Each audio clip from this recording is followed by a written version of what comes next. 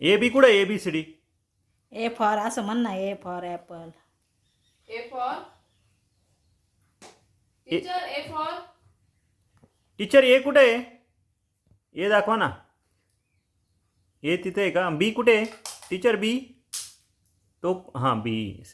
C teacher I कुठे आहे? I very good teacher. Teacher